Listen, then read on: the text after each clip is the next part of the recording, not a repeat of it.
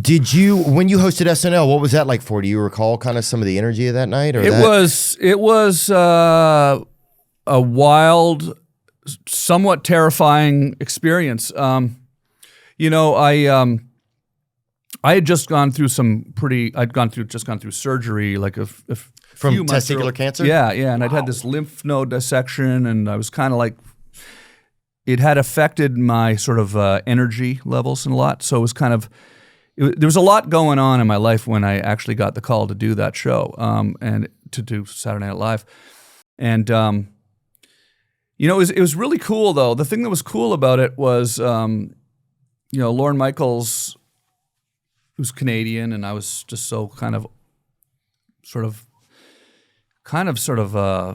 overwhelmed that I was asked to do it, right? Yeah. And I had a couple of friends who I grew up with who worked on my show with me, and I said, you know, can they come in and like kind of work with me and help write some skits and stuff? So they gave us a little office and stuff. We went in there, we were sort of writing skits up and everything. And, you know, they actually kind of ended up giving me a lot of kind of creative freedom on the show to kind of write sketches and stuff. And, you know, in hindsight, I kind of wish they hadn't. No. Like they had just written them themselves? Yeah, well, because we really kind of made some really weird fucking sketches, you know? And I think maybe it would have been cool if I had just gone in and done the stuff that they had written. But like I was sort of definitely, you know, Freddie Got Fingered hadn't come out yet. So like I was still kind of riding high on this hit show, and we come in and we said, okay, now let's write some crazy sketches, right? And I mean, the stuff we wrote was really, really weird, you know? And were you intent on making it weird? Do you feel like I think we were, yeah. Right? Like how weird can we make this? Yeah, it's kinda. SNL, let's make it ours. I think so. And, you know, sometimes I think there was a misperception maybe among some of the cast that I'd brought my own writers in, which wasn't really the case. It was more like it was my buddies, and they'd come up with me with the show. You know, it was kind of like we were, you know, when we made the show in Canada, some of my friends came down with me to the States to like this is part of the team. It's not just so let's Tom come Green. on, and I want them to be included in the show. So we kind of went in and did that. But I mean, it was an amazingly exciting experience. I mean, my parents were there on stage with me. You know, it was one of those things where you kind of can't believe that it actually happened while it was happening. You know, and I did a lot of sketches with Will Ferrell. One of the, like, here's an example of something that I wouldn't say I regret this, but I kind of regret this. So there was a sketch where I'm a wizard, and I'm holding a pig, like an actual pig, and it was Molly Shannon and Will, and I'm a wizard. And I didn't really have any lines in the sketch, or many lines in the sketch. It was mostly Will and Molly were doing this sketch. But I noticed during rehearsal that if I just kind of lightly sort of tickled the pig's belly with my finger, that it would start to squeal extremely loud, right? Okay. And so I did that once during rehearsal, and then somebody said, "Oh, you better not, she'll squeal if you touch her belly." And so I said, "Okay." Oh, yes. And there's a rehearsal show, and then there's the actual show, right?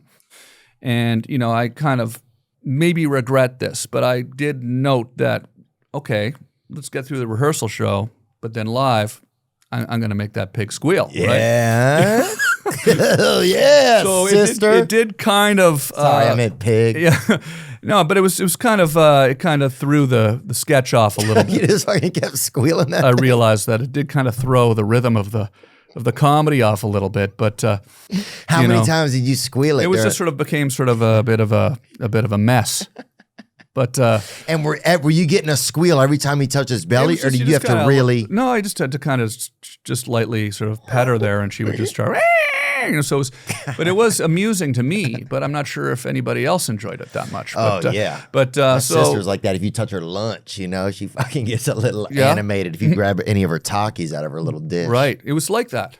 Yeah. But you know, it was an amazing experience. I was total honor to be able to do it, and you know, I mean, I you know, it was cool. I mean, the cast was Jimmy Fallon, Tina Fey, Will Ferrell, Chris Kattan, Molly Shannon, Anna Gasteyer, Tracy Morgan, and there was.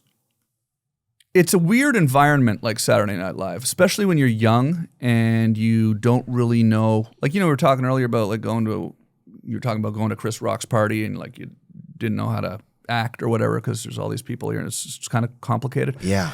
So like, getting thrust into an environment like that, and then it's, even as the host, it sort of felt like kind of a competitive environment because, all the cast members are trying to write sketches and get them on the air.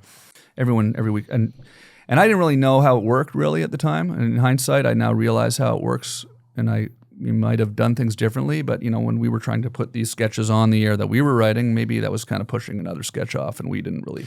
I wasn't really thinking of it like that. So it kind of created. It's kind of a weird environment, and the more I kind of, sort of hear people on podcasts who've been on the show talk about the show, it seems like everybody's gone through that experience who's been on that show where it's very competitive and stressful for people. And that makes me feel a little bit better about my experience there because, it was kind of, a stressful experience, because, everybody's going to be watching the show. It's live and, you're doing all this weird stuff that's not necessarily...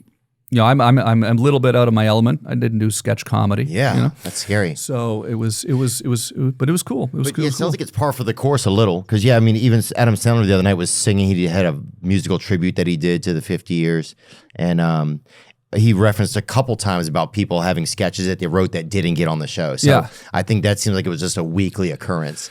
And of course, you want to go in there with a little bit more comfort zone for yourself. Yeah. It's like, if we can write a couple of them or we can have some manipulation over them, it's probably going to make you feel more comfortable, Another thing that was weird that happened on the show, so there was a sketch that I did, let's call it a sketch, like I did with Will Ferrell, where we're both dressed as eagles. Mm-hmm. And this was one of the ones that my friends and I wrote, okay? Mm-hmm. It's sort of hard to sort of say that we wrote it, but the sketch was, Jimmy Fallon and Molly Shannon are looking at Will and I, who are eagles, right? Mm-hmm. We wrote this out, by the way, on paper and handed it in, and then they said to do it. And then Will and I decide to fly up into the audience, okay? Uh-huh. And I thought it would be fun to go in the audience. So we fly into the audience, and then we chew up carrots. And then I believe Will chews up a carrot, and I believe he sort of spits the carrot into my mouth. And then kind of we end up sort of, because you know how baby birds will chew up the food and feed it. Mother birds will chew up the food and sort of make it easier for the baby to eat. So this was the sketch we did. But oh God! So somehow I kind of probably would have been better if we just kind of did the sketches that their writers had written. Oh God! Huh? Yeah. And these are both males, huh? Yeah. So we're doing this. Yeah, exactly. So we're doing this. What zoo is that at? Huh? That's what I'm talking about. That's the West Hollywood Aquarium right there, brother. I'll tell you that, huh? Yeah. So we're doing this sketch, this skit. And so, when you host the show, you got to run to get ready for the next sketch because you got to shake off your eagle costume and put on another costume, right? So I'm running down the stairs and I'm running through the backstage area and just sitting in the darkness, just backstage. Tom Hanks is just sitting there in front of a monitor watching the show. And I'm in an eagle costume. I'd just done that. I make eye contact with Tom Hanks. So now I'm like, I was already kind of nervous.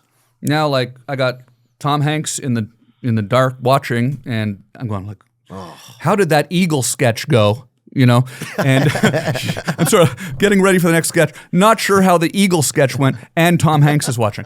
So it kind of throws you a little bit.